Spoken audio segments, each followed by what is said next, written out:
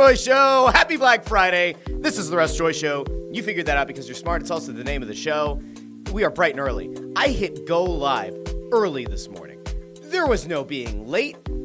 This show started a full 45 seconds before it was supposed to. And that is what should give you some hope, some belief, some confidence that Black Friday is going to be a great day. We have a lot to get into today.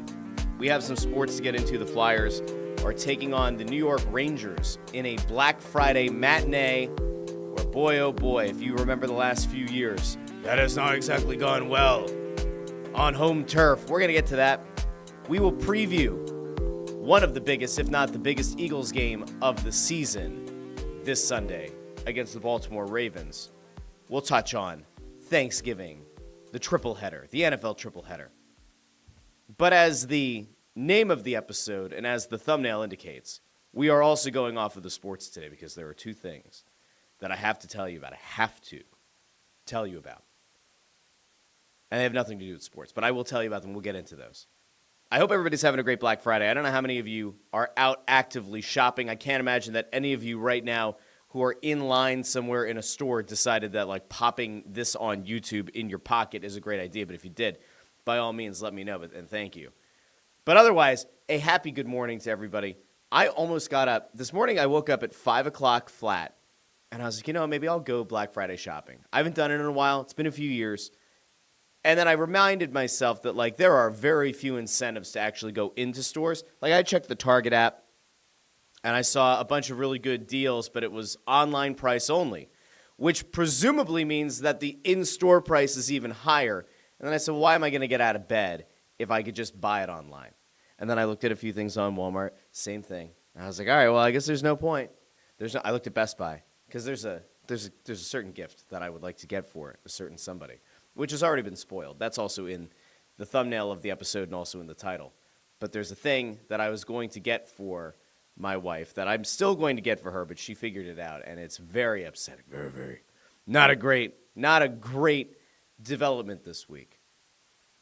But we're going to get into all that because there's a lot going on. Now, let's start with a little bit of sports, then we'll take it back off the rails, then we'll get back onto sports a little bit. So the Flyers today take on a New York Rangers team that flat out embarrassed them a year ago. And if you go back to, I believe it was a calendar year ago is when the Flyers got embarrassed in their own barn when the Flyers hosted the Rangers. And it was, man, it had to have been like a 60-40 split. It wasn't Black Friday. It was last March, not March of 24. It's March of 2023. I want to take you back really quickly to what Wells Fargo Center looked like in March of 2023. This is back when there wasn't a lot of hope. This is when things were looking very, very bleak and bland and bad and dark for your team, your town, your Philadelphia Flyers. I just want to take everybody back a second because this is when the Rangers fans invaded the Wells Fargo Center, and this was back again, March of 2023. It was a bad game. If you are able to see this, which you are, as long as you're watching on X or Facebook or YouTube, you could see it. And those of you who listen after the fact in the podcast feed, you'll be able to hear it. This is after a Rangers goal.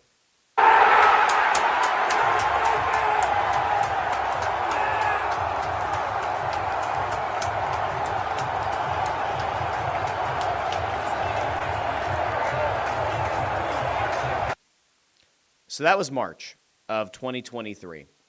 Now, a lot has changed since then. There's been an overhaul of the front office. There's been an overhaul of ownership to an extent. You have to remember that the actual owners of the Philadelphia Flyers, that has not changed. It's Comcast Corporate. That's Brian Roberts. The face of the franchise, the face of quote-unquote ownership is Dan Hilferty, who took over for Dave Scott. Dave Scott didn't know a puck from a pile of dog poop. Not a hockey guy at all, had no real hockey fandom to him, needed to have a Flyers alumnus explain the game to him in like the most elementary terms. So not a great advocate for the sport of hockey in the city. They have since flipped all of that over. tonight, or I guess I should say today, this afternoon, is really going to be the thing that maybe tells us whether or not things have really changed in Philadelphia with the hockey team. Now, I will also note the Flyers are, for better or worse, a much better team, or at least a team in better form than you might have otherwise expected. Now, the Flyers are entering today's game. You could maybe call it 500 at 10-10-3, right? 10 wins, 10 losses, but then you have the 3 overtime loss points. I believe 2 of those came out via shootout. If you look at it from losses or losses, they're 10-13. They're 3 games under 500. The Rangers, who are a significantly better team, at least on paper, and had higher expectations, are 12-8-1 on the season. The Rangers aren't exactly in the best form. They're coming off 4 straight losses. They lost 3-2 to Calgary in Calgary. They lost 6-2 to Edmonton in Edmonton. They got blown out 5-2 on their own home ice at Madison Square Garden, and they're now 2 days removed from a 4-3 loss on the road against Carolina. 4 straight losses. You have to imagine that the Rangers are going to come down pretty pissed off. We'll see how they look today. Your team, your town, your Philadelphia Flyers, however, are riding pretty high off of a win in overtime, 3-2 against Nashville. They have won 2 of their last 3 games. The only game that they lost was on Monday night. They dropped a shootout to Vegas. This is actually all of a sudden a very intriguing matchup, if for no other reason than that the Flyers are kind of on the upswing and the Rangers are in the midst of a skid. Now, friend of the show, AJ, who will drop comments in either live or after the fact in the comments section, reminding me that when the drive to 500 is finally settled and he believes he's going to win, I'm going to have to buy him a Rangers jersey. We'll see how that goes for him. He told me the other day he thinks that the Flyers are going to win this game. I told him he's absolutely out of his mind. But this is where we are. Now, I did mention the drive to 500 subscribers. We're going to pull this up on the screen really quick because it's important. If you are out there right now, if you are standing in a line at Modell's or Rally House or another place that you can go get a jersey, and you went there expecting or hoping that there'd be a Black Friday sale, maybe there is, maybe there isn't. If that occurred to you today, oh, I need to go get a jersey for a certain somebody, remember, we are in the midst of the drive to 500 subscribers here at the Russ Joy Show YouTube channel. We are 40 subscribers away. When we hit 500 subscribers, from that moment, I have 7 days from the moment that we hit 500 subscribers. Within that 7-day period, I will randomly select one subscriber to the YouTube channel. That person will win the jersey of their choice worth up to $175, which means that within reason, you can get an Eagles jersey, a Phillies jersey, a Flyers jersey, a Sixers jersey if you really don't like yourself, apparently, just based on how the season's gone. Unless maybe it's a Tyrese Maxey, maybe a Jared McCain. But you can get the jersey of your choice worth up to $175. Now, by the way, as I've mentioned a few times, if you win the contest and for some reason you don't want a Philadelphia jersey, I will still have to abide by it. So if you're like, oh, I'd rather get my kid a Real Madrid jersey, I'd approve that. I'd give you a tip of the cap. If you win and you're a Rangers fan, I will have to get you a Rangers jersey. It'll hurt me, but I'll do it. So anyway, you just go over to the Russ Joy Show YouTube channel and subscribe to the channel. And oddly enough, the drive has been working of late because people, while the show has been going on, have been subscribing the last few episodes. So here we are. If you haven't done so already, go over to YouTube, search for The Russ Joy Show, or you could do youtube.com/@TheRussJoyShow. Go subscribe to the channel when we get to 500. And it should happen here, presumably, in the next week or so. That means that we should be able to have a turnaround time quick enough to have it under the tree or next to the menorah, or pick your random assorted holiday and just put it somewhere. Anyway, that's the drive to 500. Don't forget.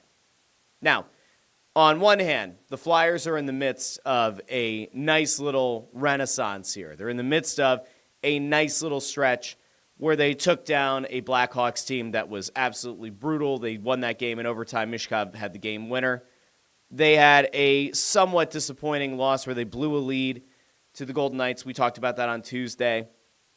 And Wednesday's game was fine in that the Flyers once again fought back and they tied the game up in the third period. 11.4 seconds to go. Sean Couturier scores the overtime winner. That was another one of those come-from-behind wins.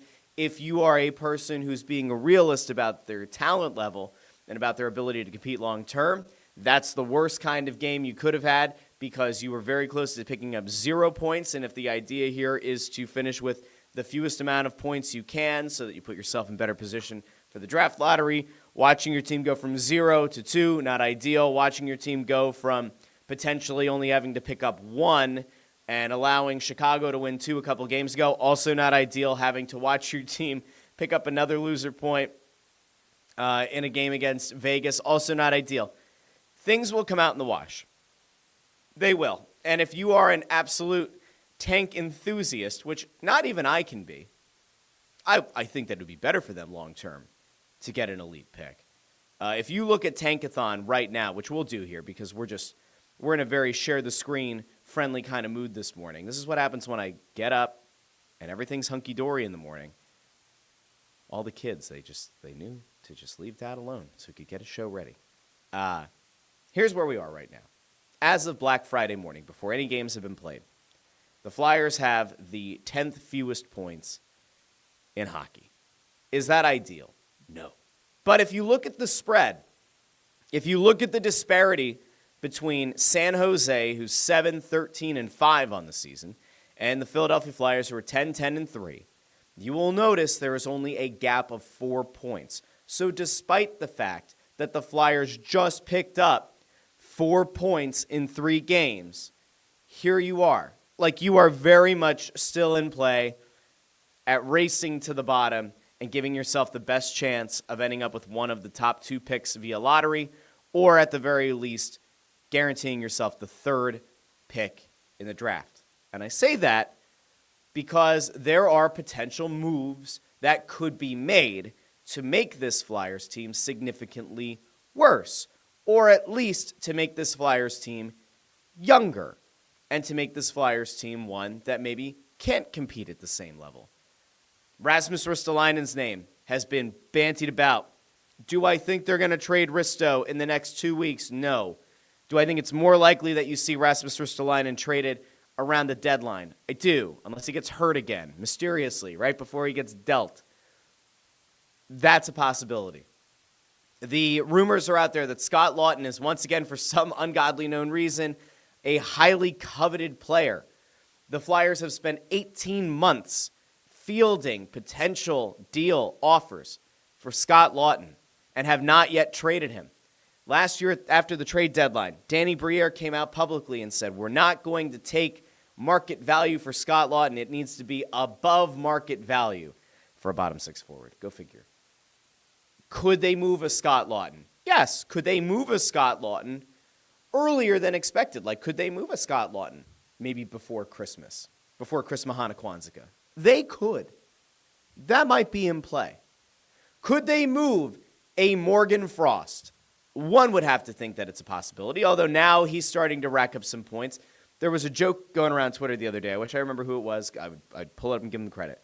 But there was the clip of Morgan Frost on the bench next to Matvei Michkov. And Michkov kind of taps him, and they kind of like signs something, and then Frost starts cracking up.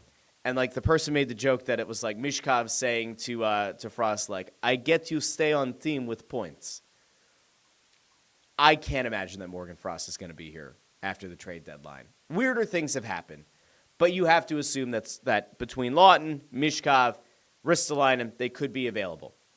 Now, there's another name that was out there, and we talked about this on the Press Row Show 2 games ago. I believe that was the episode where Ant just randomly got up during pregame when I was sitting there with Adam Kimmelman, and we had this little back and forth, and Ant got up and he walked away because he had to go talk about something, and then he came back, and in the first intermission we talked about potential trade rumors and speculation. And one of the names that came up was David Jiricek, who plays for Jiricek. No, it's Czech. He has a little V over the C.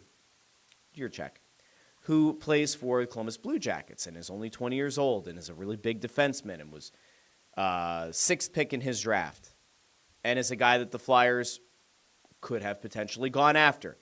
They did this whole thing, right? Like they went through their due diligence on Jiricek a few drafts ago. Two drafts ago? It was 2022 is when he was taken. So 2 drafts ago. 24, 23. 3 drafts ago. And it's the same year thing. So 3 drafts ago. They did due diligence on him. Presumably there is going to be a sizable market. Here's what I would expect, okay, if we're being fair here about what the Flyers could do and what the Flyers should do. Like if the Flyers are actually involved on David Jiricek, this is what I would do. All right, if I'm Danny Briere, this is what I do. I take my roster, all right, and I do a very simple thing. I take my entire team roster, okay? I take a pen. Do I have a pen here sitting near me? I might, hold on, give me a second. Do I have a marker? I used to have markers in here. Where? Did my kids steal my markers? Did my wife steal my markers? Anyway, imagine there's a pen. I would just take a pen and I would scratch out the name Matvei Mishkov. Then I would take that entire roster and I would hand it to the Columbus Blue Jackets and say, take your pick. Have at it. Anybody you want. And when they say, well, who's under this line? You say, don't worry about it. It's nobody. He's not coming over for a few more years. He plays in the KHL. Matvei Mishkov, he's not there. That's what I would do. If it were me, that's what I would do. Matvei Mishkov, the only untouchable. The rest, I don't care. Just get out. Just go on. Have fun. Oh, but Russ, what about the encouraging play of Travis Sanheim? Would that... He's not going to waive his no movement clause to go to Columbus, so that one's silly. Well, Russ, what about Cam York? He's looked really good this year. I know he has a contract coming up, but what about Cam York? I don't care. Cam York's a fine player. They're probably going to end up giving him some absurd contract that they shouldn't, the same way that they gave Owen Tippett a ton of money and a ton of term, and that has looked brutal to start this year.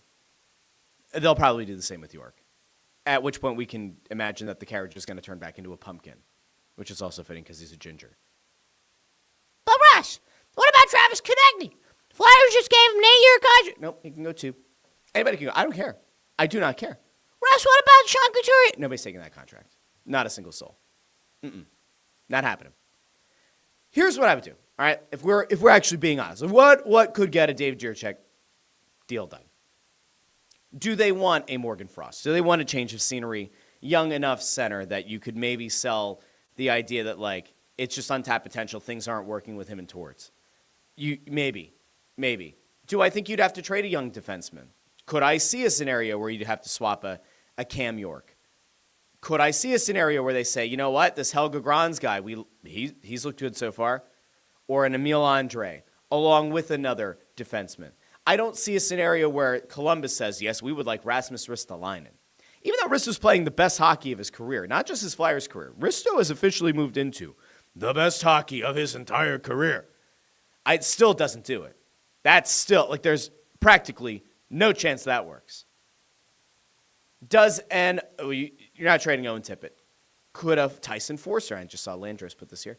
Forster and a first gets it done. I would not trade any of the picks. None. I trade none. I like Jiricek a lot. Okay? I like the idea of Jiricek a lot. I have one concern, which is why is a bad team like Columbus looking at trading a 20-year-old big defenseman 2 years after drafting him? Is he a malcontent? Is there something that they don't think he's going to be able to develop into? And do you want to hinder yourself? I would not trade any of the firsts. You still want to have the ammunition to move up in the draft if for some reason you end up in this horrible position where you're like the 10th pick. Okay? Hockey purgatory. I don't want to be there. I don't want to be in 10 to 15. That doesn't help your rebuild get better. That doesn't help you find elite talent. That just keeps you in the muck. Now, you might say to yourself, and we'll go back to Tankathon here for a second, because as things currently stand, you have to remember, there are protections on the Colorado pick, and there are protections on the Edmonton pick.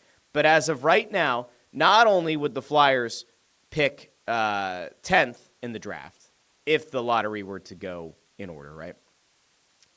They would have Edmonton's pick, which would be number 16, and they would have Colorado's pick, which as of right now is number 18. I fully expect both of those teams to pick up significantly more points And I would very much expect those picks to end up further down here, probably in this like 24, 25 range. At the very least is where I think at least one of Colorado or Edmonton lands. Now, if Colorado and Edmonton can continue to play around 500 hockey and we can get them in there, then we feel good about it. But this is where you want those picks to be. This is where they'll probably be. Okay, so there is a difference. Now, all of that is to say, if the right deal comes along, you have to be willing to potentially move a pick. I don't think that Jiricek, based on what we've seen so far, is worth trading that future capital. Forster, I don't care. I don't think Tyson Forster's a particularly great player. I don't see the ceiling there. I don't see there being another level he's going to take his game to. For a guy that, when he was initially drafted, a lot of people said, hey, he has a great shot. He doesn't look like a natural scorer. They, last year, tried to force him into being a 20-goal scorer. They gave him myriad chances to get to 20 goals. To me, he doesn't look like a natural goal scorer, which is a concern if it was his skating is a concern, but he's got a great shot. That, to me, there are a few bells and whistles and red flags that go up when I hear that or when I see what I see. And I don't think Forster's a particularly good hockey player right now. He's okay and he's young, and maybe he'll develop. But as of right now, he doesn't do it for me. We're going to go out to the comments here really quick as we talk about your team, your town, your Philadelphia Flyers, and then we're going to flip the page real quick. Landros2 says, Luchenko was the 20th rated prospect. They took him at 13. I'm done cheering for losses. We'll see. I mean, they believed enough in Luchenko, at least when it came to his conditioning, that he made the team as an 18-year-old. He became the youngest Flyer to ever suit up, and I don't think that was just a PR stunt. The coaching staff pushed for Luchenko to start the season up here. Dersh says, Lawton, top trade target 7 years in a row. One of these years they'll trade him. Maybe. Raven Supper says, Russ saw a hockey guy video the other day on the quarterly grades. When he got to the Flyers, he points out how bad the money puck stats are and commented how they are overperforming on their record. This is what happened last year. I mean, remember, the start of last season, the Flyers way overachieved. Most of that was because of Carter Hart and Sam Ersson in net. They have once again kind of gotten back into like having very good goaltending, especially with Ersson being out. The tandem of Fedotov and Kolosov have done an admirable job of kind of weathering the storm. Neither of those guys expected to be a starter. I don't think Kolosov even expected to get many looks at the NHL, at least early in the season. There is always that kind of off in the background noise of, will Kolosov go back to Belarus if he's not happy, if he has to go back to the AHL? If it doesn't look like he has a place at the NHL level, will he leave? That's not a good precedent you want to start if you're the Flyers. If that's the case, you just lose him. Like, all right, there goes a prospect. Unless there's another team that actively wants to guarantee him a spot at the NHL level. I don't see it, but that's me. Let's see. AJ, our resident Rangers fan, checks in and says, today's score, Flyers 4, Rangers 2. Rangers let in an early goal as usual, play on their heels the whole game. The Flyers play better when they play from behind. So if the idea here is that the Flyers are going to win, it means the Rangers have to go up early. That's just how it works. Let's see. Andrew Fawcett checks in. Morning all. Happy Black Friday. And also notes that he thinks Kolosov looks comfortable out there. He does. He looks better. He looks better than he did. I don't know if I think he looks like a comfortable, confident NHL goalie, but I definitely think that he looks better now than he did his first couple of starts. It's amazing what being around the team can do. It's amazing what being around teammates can do. It's a shame that he didn't feel the need to do that this offseason through training camp and through a full preseason. Perhaps he would have looked better, and they would have actually given him a look at the NHL level to start the season. I digress. Andrew Fawcett says, has Sanheim become what the Flyers always thought Provorov would be? I wouldn't go that far. Provorov, when he was drafted, Provorov through the Hextall years, Provorov even up until he was traded, probably up until about a year before he was traded, the belief was that Provorov could be a legit number one lockdown defenseman. That was the thought. Total number one. They always forced him onto the power play, which I never thought he was particularly good at. I mean, the amount of times that we would watch a game and the puck would come back out to the blue line, and it would skip over Provorov's stick, or he'd mishandle a pass coming back out to him at the blue line, and they'd have to reset. It was maddening. That's when I would actively campaign for Sanheim to get his minutes on PP1. Sanheim looks good. I don't think there's anybody right now who's trying to sell themselves on the notion that Travis Sanheim is a number one defenseman or is even trending into being a number one defenseman. I don't see that. I fundamentally disagree with the notion that he could be a number one defenseman. I don't see it. But a solid number two is still better than what they had. They also, let's not forget, they traded Cutter Gauthier for a guy that they thought could be, at the very least, their quarterback on the top power play unit and probably be a top pair defenseman to go with Sanheim. And that's Jamie Drysdale, who, in the minutes he's played this season, prior to injury, looked lost, dazed, and confused. The skating was okay. He was afraid to shoot the puck. There had been some rumors that Tortorella might have wanted to remove him from the lineup specifically because he didn't put the puck on net. There are concerns out there around Jamie Drysdale. His lack of development, his lack of productivity at the NHL level this year has been crippling to some extent. It perhaps is a reason why the Flyers haven't moved Erasmus Ristolainen yet. The other option, obviously, is that they haven't gotten the bounty that they wanted in a trade for Risto. But you were supposed to be able to go into the season relying on Jamie Drysdale and probably Travis Sanheim to be your top pair. And Drysdale has looked anything but when he's been able to play. And, oh, by the way, he hasn't been able to play that much. Injuries. They hurt. I'll go back to Raymond Supper here. It says, Fedotov and Kolosov working together as a goalie tandem has given both an environment to build confidence. I agree with that. You also have that thing where it's it's a meritocracy. You're earning your starts based on your play. It's good. You never want your starting goalie to get hurt. Nobody wanted Sam Ersson to get hurt.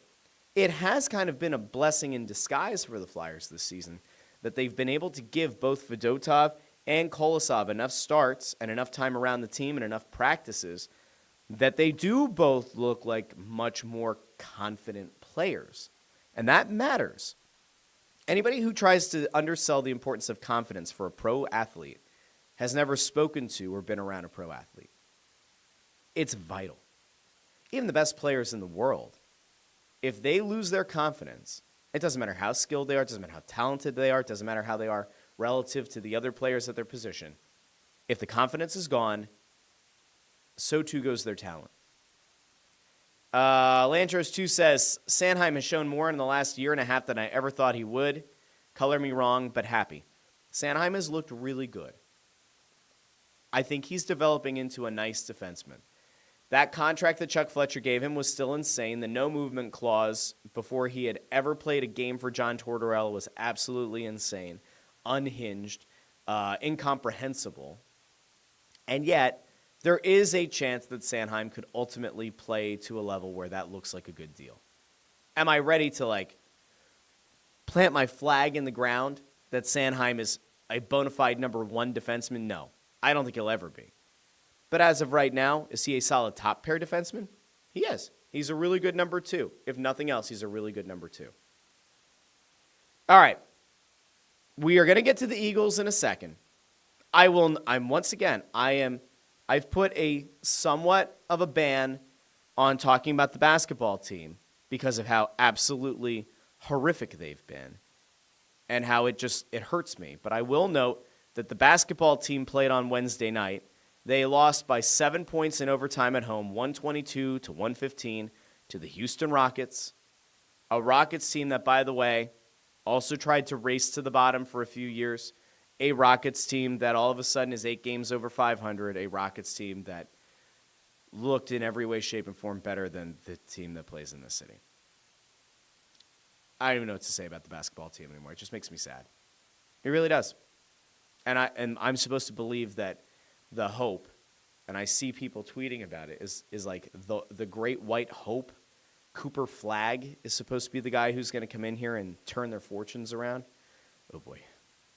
Oh, boy. White guy, American. White guy, European. Fine. You go get me a unicorn. You go get me a Kristaps Porzingis. We're good. You go get me an absolute stud, even though he sometimes looks out of shape. And Luka Doncic, fine. Cooper Flag, I don't know. What about Chet Holmgren? Maybe fair. Maybe fair point. Chris Freed checks in about the basketball team, says watching the Sixers is like eating undercooked turkey and then fighting to see who gets to use the bathroom first. That's a good point. Now let's talk about turkey, because turkey's important. And R Hextall87 also checks in. Good morning. I'm debating fixing a big leftover plate for brunch before heading down to the game. I need some comfort before seeing the building filled with blue jerseys again. I am very interested to see what the breakdown is between Flyers fans and Rangers fans. I showed that clip from March of 2023 at the start of the show. Last year when it was last year. It almost feels like 2 years ago. It's, a year and a half, maybe a little bit more, a year and 10 months or whatever. The Rangers fans took over Wells Fargo Center that year. It was horrific. It was about as bad as we've ever seen. I think today's going to be like a much closer to 60-40 Flyers crowd. You have to remember, a lot of people who bought tickets to the first 20-odd games of the season did so because they wanted to see Matvei Mishkov play. Do I think all of those people all of a sudden took their tickets and posted them on the secondary market to make a quick buck, to go and like fund their Black Friday purchases? Like, I'm not so sure that they did. I think you're going to see a lot more Flyers fans in attendance today. Now, if I'm wrong, I'm wrong. And I'll be the first one to point out if I'm very wrong. Like, if it ends up being like another 60-40 Rangers crowd or like a 70-30, you'll hear from me. Believe me, you will hear from me. I think it's going to be a much more Flyers-focused crowd. Landris also notes Rangers fans are a little sour on their team. Again, they've lost 4 straight. Resident Rangers fan AJ checked in earlier and said he thinks the Flyers are going to win. So I don't think the Rangers fans are, even though it's cheaper to come down here and watch a game at Wells Fargo Center than it is to get tickets to Madison Square Garden, they're not on much of a tear right now. So I don't expect it to look like that. We could be wrong. I could be wrong. We might have a guest on the Press Row show today. I'm still waiting for confirmation to double, triple, quadruple verify this person's going to come on the show. But if they do, that will be a point of conversation. If it ends up being a mostly Rangers crowd, we're going to have to talk about it. If it's a mostly Flyers crowd, we'll talk about the positive swing.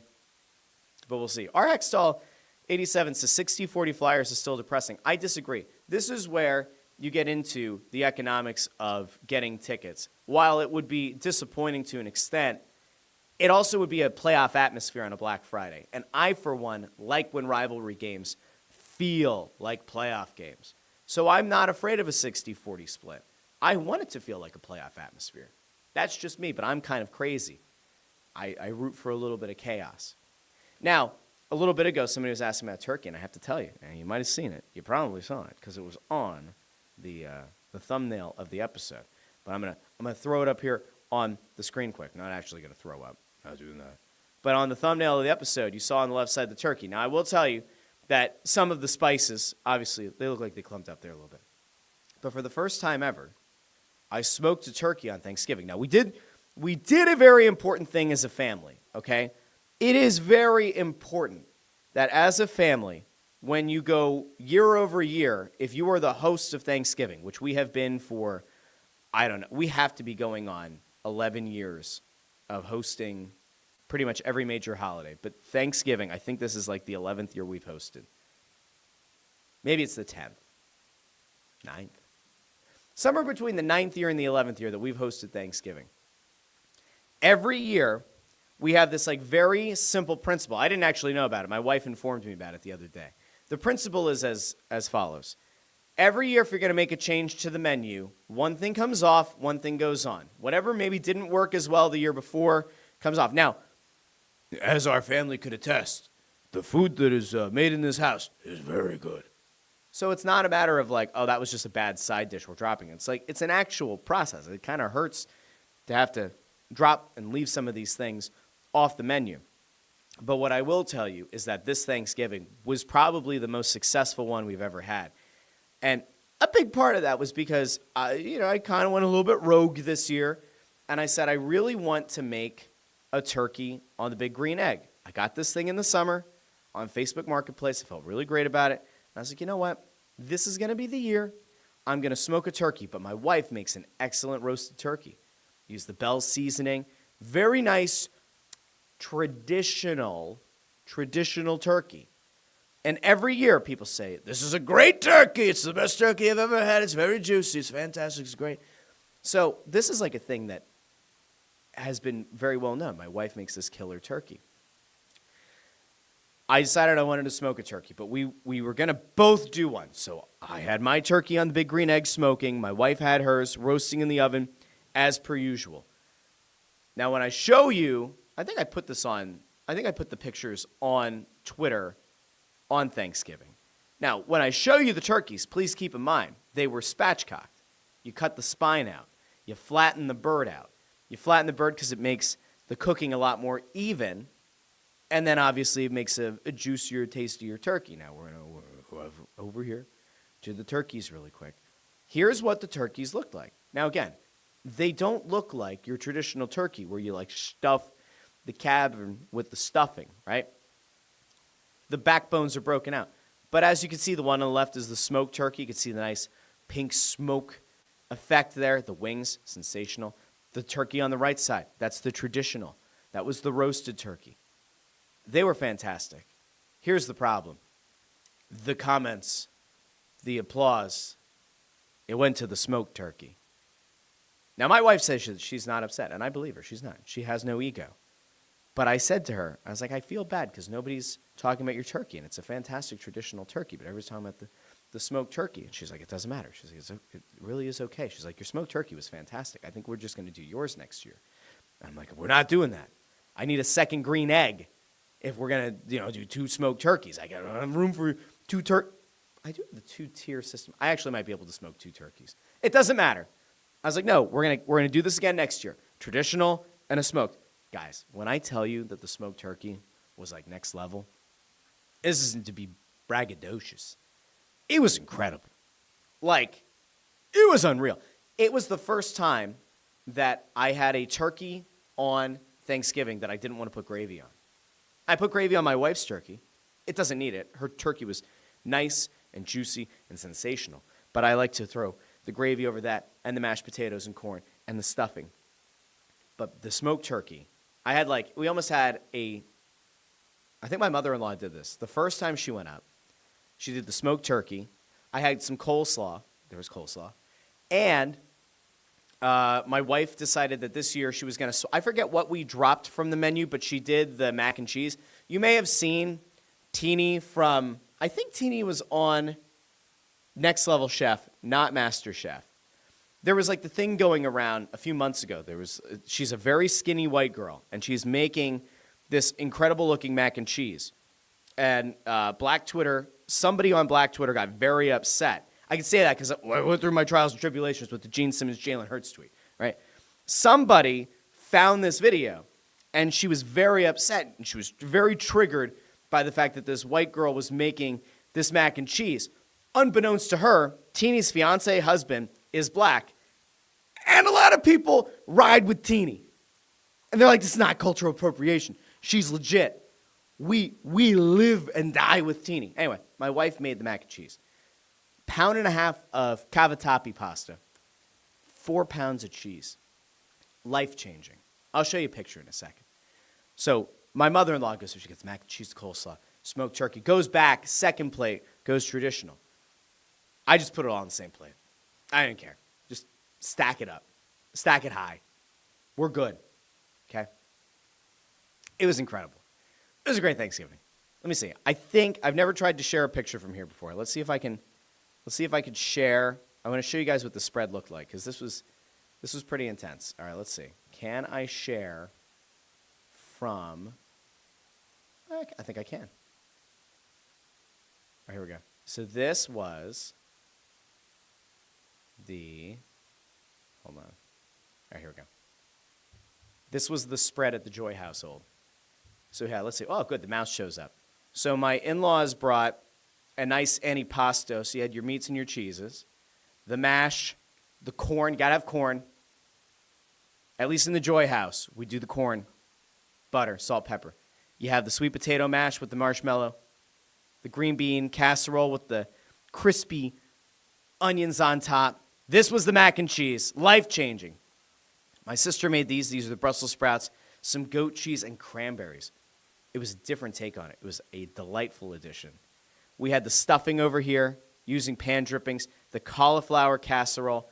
This was the fresh turkey. This is the smoked turkey. Cranberry sauce, not pictured. My wife's aunt makes this cranberry sauce. It's fresh cranberry sauce, like a little bit more tart. Incredible stuff. Just like next level stuff. It was great. It's fantastic. I love Thanksgiving. I told you guys the other day, I love Thanksgiving. It is probably, here's another angle. We're going to go from another angle. It is my favorite holiday, but here you go. There's the antipasta, taken a little bit more center stage. There's the fresh cranberry sauce. It's up here. I love Thanksgiving. By far my favorite holiday. I love Christmas, but there are no expectations. None. No expectations when it comes to Thanksgiving, except to eat a delicious dinner. Tiny Tim would have loved this delicious goose dinner, dear. Anyway, Thanksgiving was great. I'm going to go out to the comments because I see people are trying to break up my marriage now. So we'll go over here real quick. Andrew Fawcett says, no turkey at my house. Prime rib only. I don't like turkey. Prime rib is bold on Thanksgiving, but good on you. Chris Freed asks, what tubular meats were on the menu? None. R. Hextall87 says, turkey competition. And also thinks that my wife is lying and that she's mad at me. Dee Dee Skinner checks in and says, my spatchcock Weber barbecue kettle bird was amazing, I must say. Dee Dee, high five. Love it. Let's see. Landros2 says, same thing happens when I deep fry. 50 minutes of work. Wife spends 2 days preparing everything. I get the applause. A little awkward. I will tell you. See, this is smart. This is part of having a good family, having a support family. Everybody told my wife how good everything was. It was all fantastic. And then they would look at me and they go, that turkey, though. That turkey. It was great. R. Hexel87 says, never mind, I need to make a leftover plate for breakfast now. Can't wait for brunch. Thanks for making me super hungry. You are welcome, R. Hexel87. And as this is a streaming show, you can take your device with you wherever you go. Make that plate. Let me know how it goes. Getting a Kermit impression approval over here. AJ also says, like and subscribe. Russ is prepared to buy me a Briz jersey.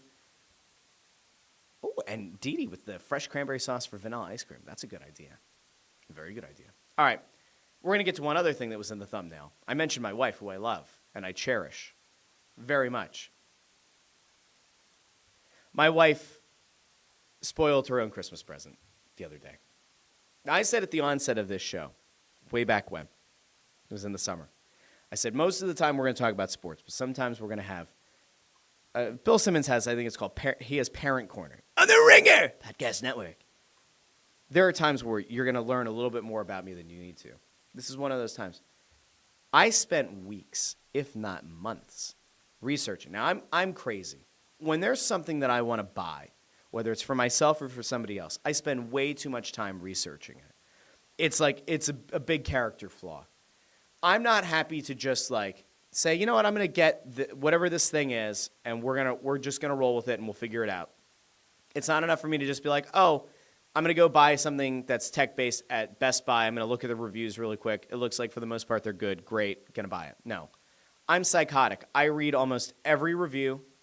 I then look for like if there's a CNET breakdown or if there's a breakdown at like another reputable tech outlet, I do that. This time I even started watching YouTube comparisons. I watched TikToks. I was watching YouTube shorts for reviews. I was on Reddit. I read stuff on Reddit. I almost never go on Reddit. I was on Reddit to see how people felt about this thing that I wanted to get for my wife. And I did this all under a shroud of secrecy, all right? It never came up. I didn't utter the name of the brand or the thing anywhere near my wife's phone, so it shouldn't have served her any ads for this gift.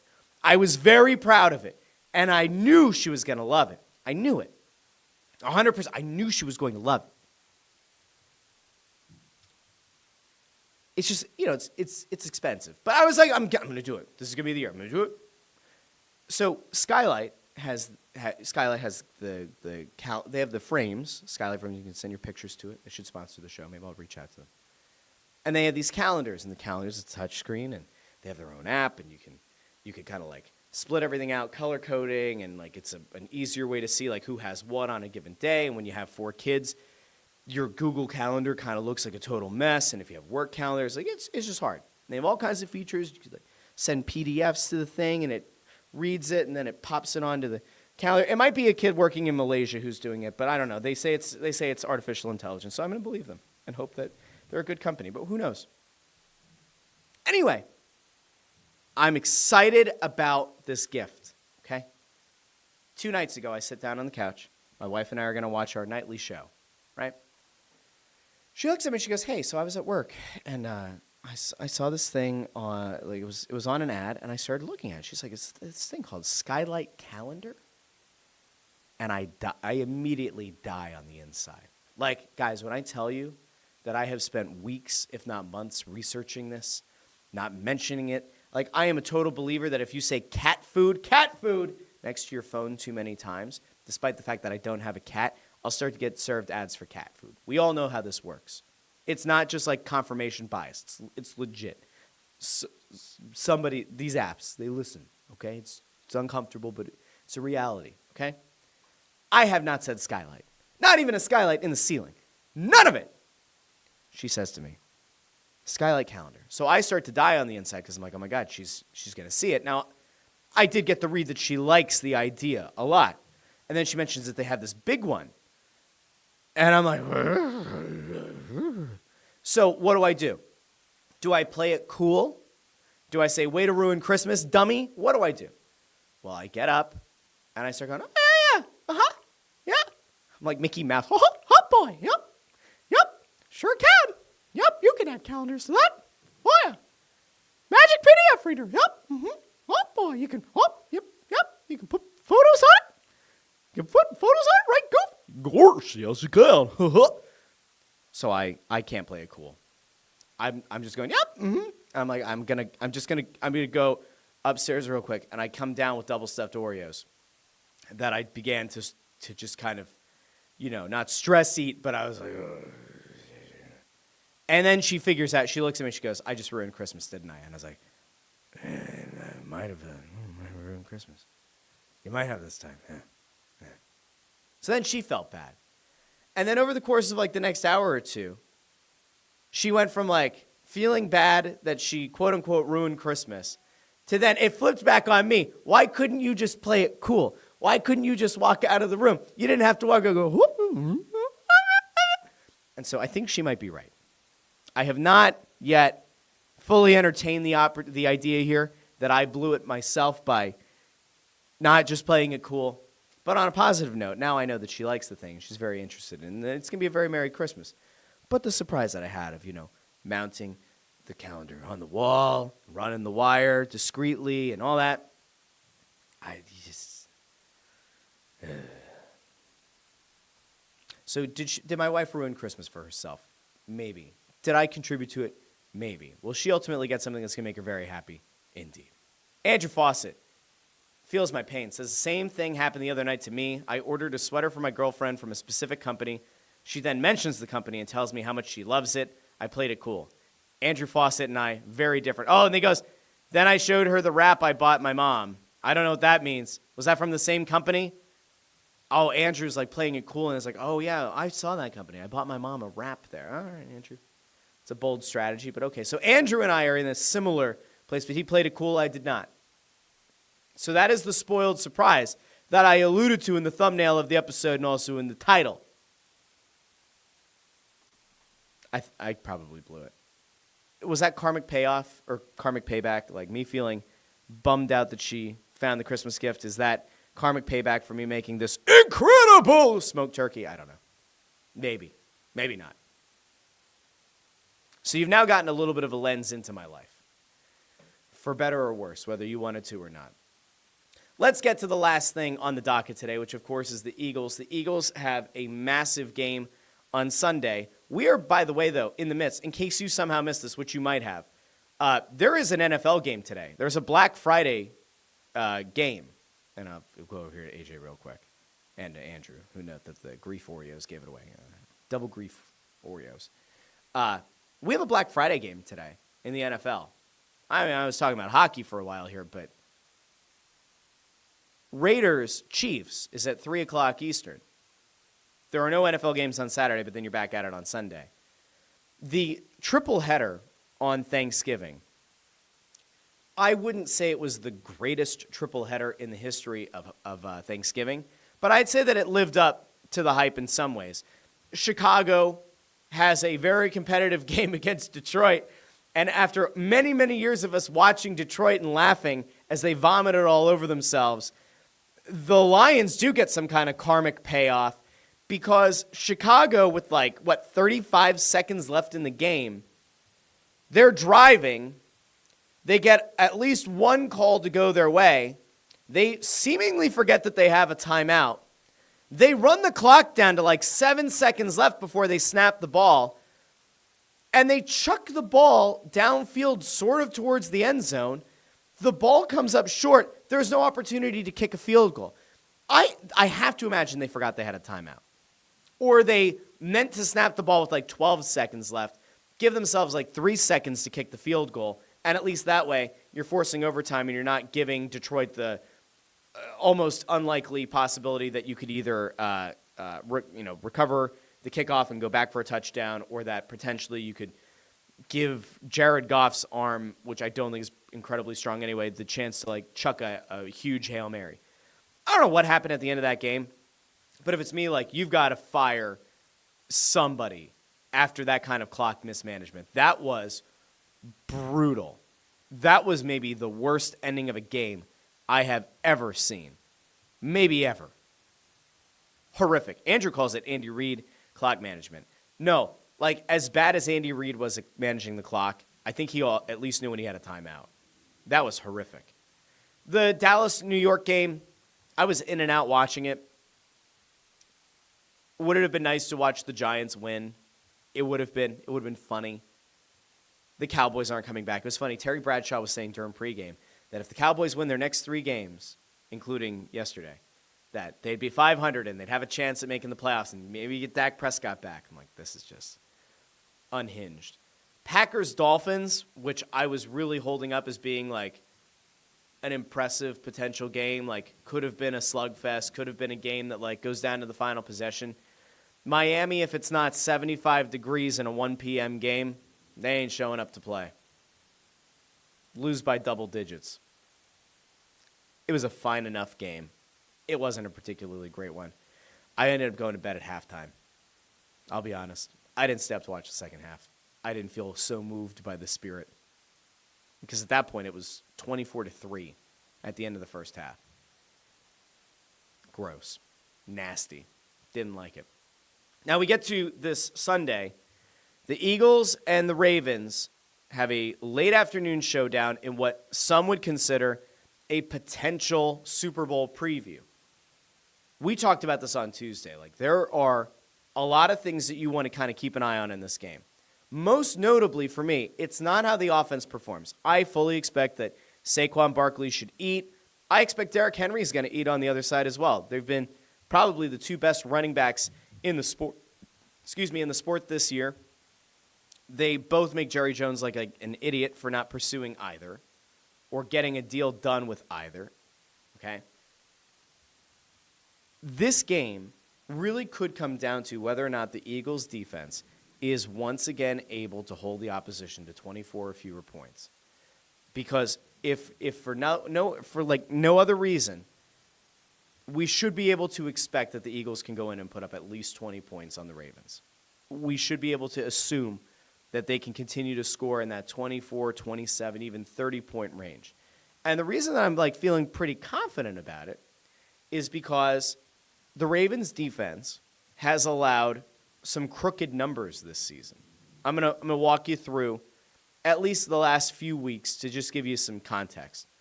October 6th, they give up 38 points on the road to Cincinnati. They give up 23 the following week at home to the Commanders. They give up 31 points on the road against Tampa Bay. They give up 29 on the road at Cleveland. They hold Denver to 10 points. Good on them.